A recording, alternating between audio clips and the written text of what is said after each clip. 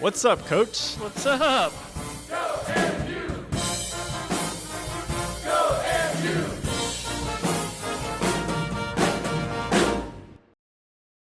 Welcome to the first ever episode of What's Up, Coach? Today we're joined by Keven Williams, head coach of the Methodist University football team. Coach, thanks for being here. Absolutely. I'm looking forward to it. We want to get to know you a little better. Have you always been a football guy? What were your sports kind of growing up? Have always been a football guy. I would say yes. I started football when I was 6 years old. I did play three sports growing up, football, baseball, and basketball. If you ask my father, baseball was my best sport. But to me, football was more interesting. I ended up, stopping baseball after a while. I actually had plans or thoughts to play football and baseball in college, but I didn't do that.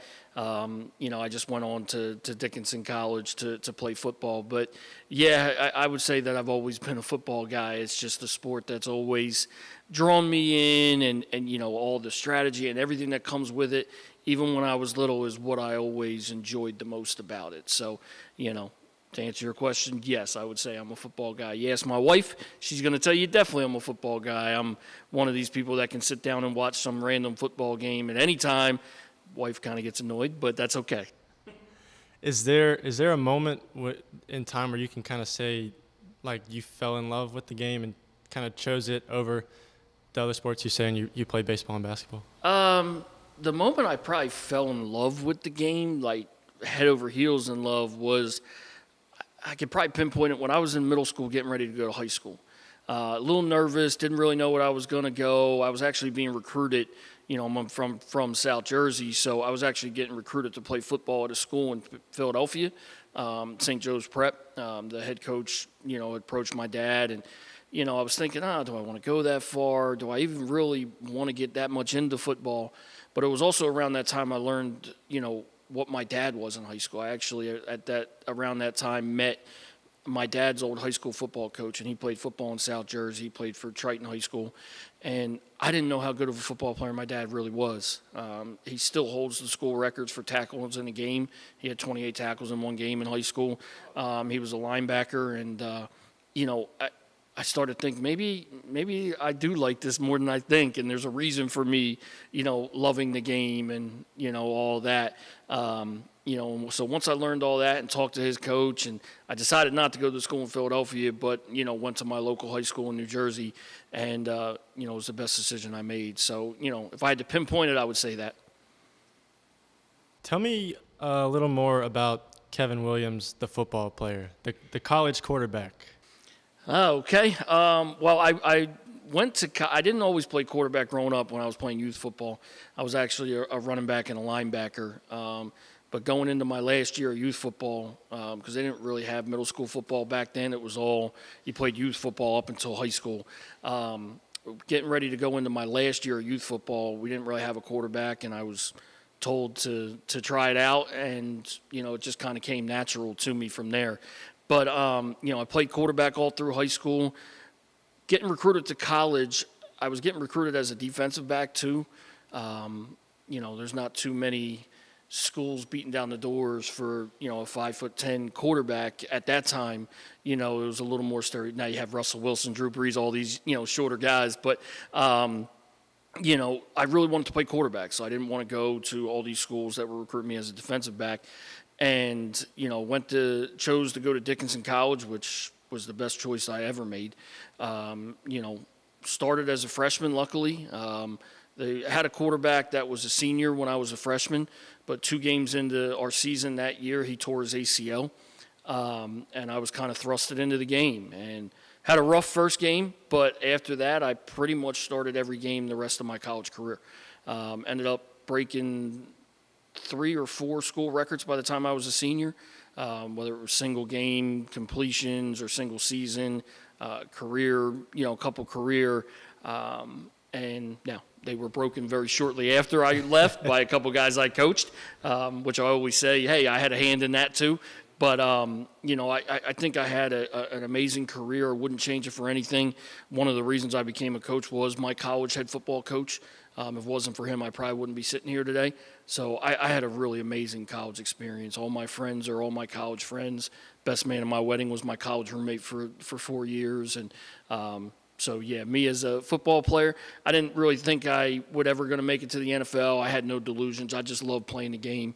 And after my senior year, got the chance to still coach and stay along. So. Tell me about that, coaching for the school that you played for. That's a pretty cool opportunity. Yeah, it was funny because I never really thought about being a coach. My dad was a coach, but I never really thought about it. I wanted to be, a businessman and go into business and own my own business. I actually was thinking about getting into business ethics, something in HR or something along those lines. But after my senior year, my head coach approached myself and my college roommate, who was my best man at my wedding, and asked us if we ever thought about coaching. And he was our star MVP. He was our defensive end, led the conference in sacks and all that. So he said, I got 2 positions, they're GA positions. Kev, you can have offense, and Ziggs was the guy's name, could have the defensive side. And we went home that night and thought about it and talked about it, and I said, man, this would be awesome. Get to stay in football, get to coach, and went to our head coach the next day and accepted the job. And learn some things because it was tough. We played with these guys. We were in the same fraternity with these guys. So going from being a teammate and a fraternity brother and a friend of these guys to being a coach is not always easy to do because you have to be able to kind of separate that, as you move forward, which is one of the best lessons I ever learned as a coach, though, because I learned how to turn it on and turn it off and turn into a coach real quick. But to be able to stay at my alma mater, a place where I absolutely fell in love with from the day I got there, was a very unique experience. How did you make your way to Methodist? I could say the main reason is Dave Evanson, our athletic director. At the time, Dave was the offensive coordinator and the head coach in waiting here back in 2009. Jim Seipel was on his last year and already had said that he was going to retire after the year. And Dave's dad was actually my O-line coach at Dickinson when I was the offensive coordinator at Dickinson. And he actually came and saw us when we played in the playoff game back in 2007 when we lost to Wesley in the first round of the playoffs. But, we had a great game offensively, and, he said he really liked what we did there. He interviewed me and asked, hey, would you be interested in coming down? When I take over as the head coach, I'm going to need an offensive coordinator. And, it was a great conversation with him. Obviously, I knew his dad. I knew his family. I trusted everything that his dad told me. And when I got to know Dave, they were very, very similar. So when Dave offered me the job, he was like, do you want to come down and visit? I said, no, I trust you. I took the job without even coming on campus to visit because I trusted Coach E. And, again, best career decision I ever made right there.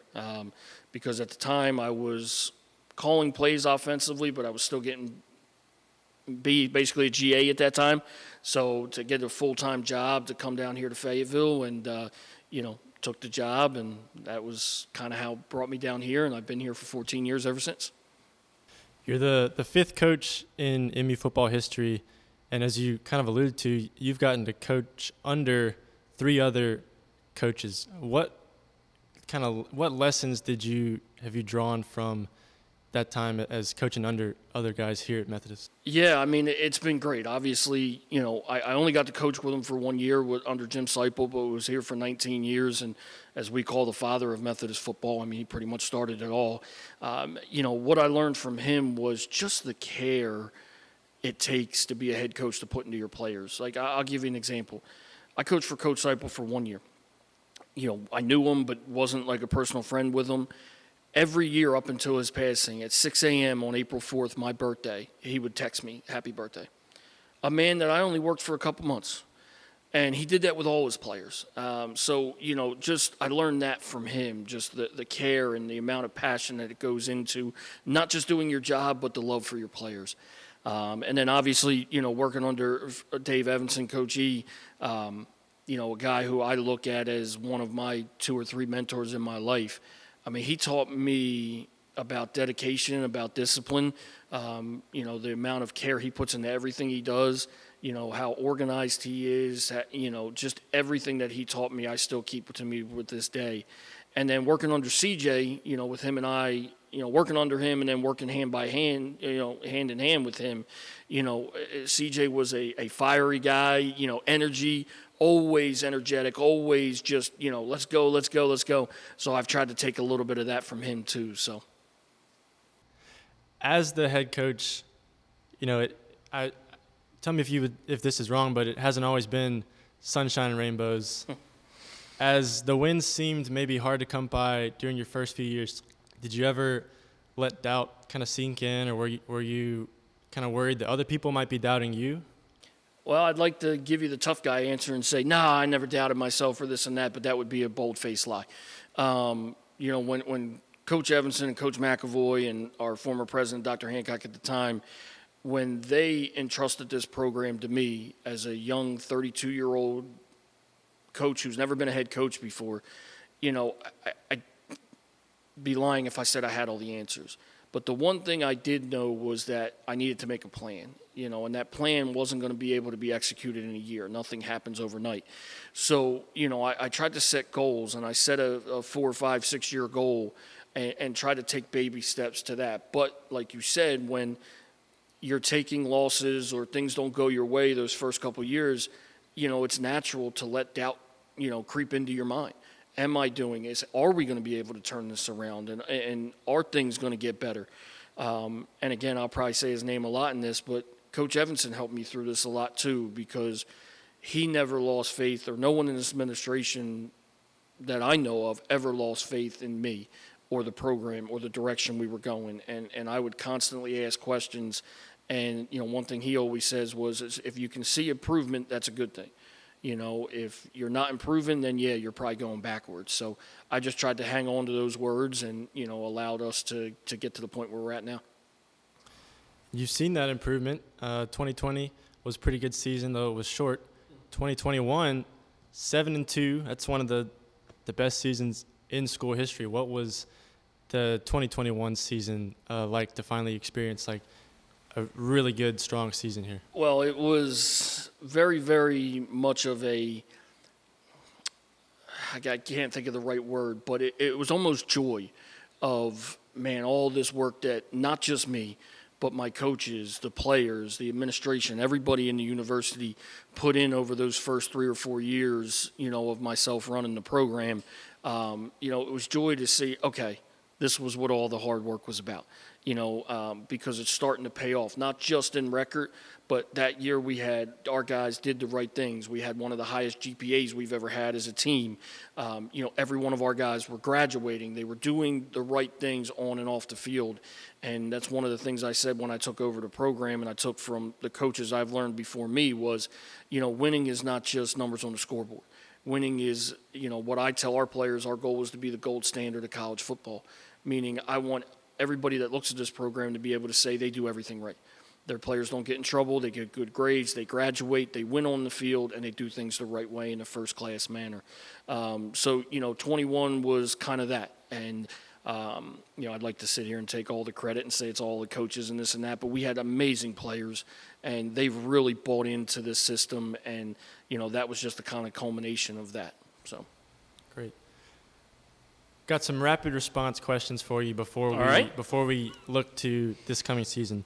First question, it's hot outside, it's the summer. What is your favorite flavor of ice cream? Surprisingly, I'm not really a sweet guy, but if I had to pick my favorite flavor would be cookies and cream. Cookies and cream. Sorry, that wasn't a rapid response, but go ahead. Well, this one might not be either. It's a little more thought-provoking. Name a book or movie character that you kind of relate yourself or your coaching style to. Rocky. Because? I'm a Philadelphia guy. A lot of ways I've looked at myself as an underdog, and I in anything in my career, and anybody kind of could, but I try to draw from that, and not that anybody's ever doubted me, but kind of let that in your head to use that as motivation. So, that's why I would say Rocky. All right, last one. Is a hot dog a sandwich? No. No? No. A hot dog is its own thing. All right. We're going to look ahead to this upcoming season. Okay. First of all, a lot of travel. Got some long road trips. Yes. I'm sure you're well aware. But first game is against Shenandoah. Mm-hmm. same opener as last season. This time it's on the road. Yeah. What's it going to take to beat the Hornets and get a win in game one? Discipline and playing a full game. The last 2 years that we played Shenandoah, they've gotten the better of us. But, in the game 2 years ago, we had them beat and didn't finish in the fourth quarter. This past year, we were winning at halftime and we couldn't finish in the second half. So, they showed that discipline a little bit more 4 quarters than we did. So, we have to have a good camp and show that discipline and play a full game, and then I think we'll come out on top. The other two non-conference games as well, same opponents as last year, just, reversed home and away. What are you looking forward to about those 2 games? Well, I guess right off the bat, playing Guilford, under the lights here. It's the first time we'll play Guilford at night here, which will be nice. Guilford's a school we played since Methodist started football. So that's always a big rivalry out of conference. We've always played them. And, Coach Davis has done a good job over there since he's taken over that program. So that's always a big rivalry out of conference game. And then W&L, that was a new team we played last year. Didn't really know anything about them. And, again, we hung tight up until halftime, but kind of lost it in the fourth quarter. So I heard they have beautiful facilities over there, so I'm looking forward to going there and kind of returning the favor. As we move into conference play, you guys were 4-3 against USA South opponents last season, but those 3 losses were all by 1 score. Combined 12 points is what I've been telling our players. So as you tell them that, you're telling them, hey, we were this close, looking forward to this season. Let's do it again, but let's just get those few points. Yeah, the kind of theme I've tried to hammer into our players' heads from the spring, now going through the summer, even though we have limited contact with our guys, and then going into camp in August, is details. I can point to little things in all of those 3 games that cost us, not to win. And it was always something small. It wasn't a big play or a huge mistake or, anything like that. It was something little that was in our control. And, it's a tough pill to swallow when you have 3 conference losses by a combined 12 points. And in all 3 of those games, you had a chance to win at the last second. And we just didn't come through. So, we got to get back to basics, do the details right, and I think we're going to have an amazing season. You've got the battling Bishops of NC Wesleyan University for the homecoming matchup. Preview that game for me a little bit. Okay. Well, number one, it's at night again, which is great. To my knowledge, we've never played a night homecoming game here in the program history. I should probably say I definitely know that because we've recently got lights. So I think it's going to be amazing for the fans, the alumni, to come back and see a homecoming under the lights here, at Monarch Stadium. So that's number one. Number two, anytime we play North Carolina Wesleyan, it's a back-and-forth game. I don't care if, one of us is undefeated and the other one doesn't have a win. Wesleyan is one of those games, that rivalry game that, it just seems the ball bounces funny ways. They dominated the first half last year. We came back in the second half and dominated, and it came back down to kind of going back and forth in the fourth quarter that we luckily were able to win, by a point up there. So, it's going to be a great game. It always is. Coach Key always has his guys ready to play us. So that should be a heck of a fun game to watch.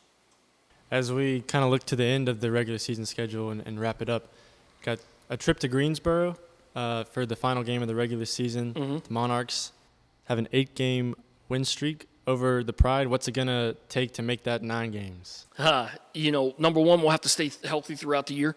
With playing them at the end of the year, health always plays a big factor in the football. But, hopefully we have a driving force to that being a stepping stone into the playoffs at that point. If we win that game, we go to the playoffs, something like that. But even if it's not that, Greensboro's another one of those rival games. When you look at Greensboro or Wesleyan, I'm sure every sport looks at it the same way. So it's real easy to get up for those rival games. Even though we have that long win streak against Greensboro, I try to revert back to, I think it was 3 or 4 years ago up there, where they didn't have a win and we were, a pretty good team. And then all of a sudden they jumped up 21-0 on us before we could even blink. And our guys took them lightly that game. So I try to use that as motivation to our current guys of, I don't care what the record is, any kind of rivalry game like this or conference game, it doesn't matter. Throw records out the window because if you're not ready, the other team will beat you. So. All right. Well, that's all we've got. Thanks for your time, Coach. Absolutely. It was a lot of fun. I appreciate you doing this. Thank you for tuning in. Go Monarchs. Go Monarchs.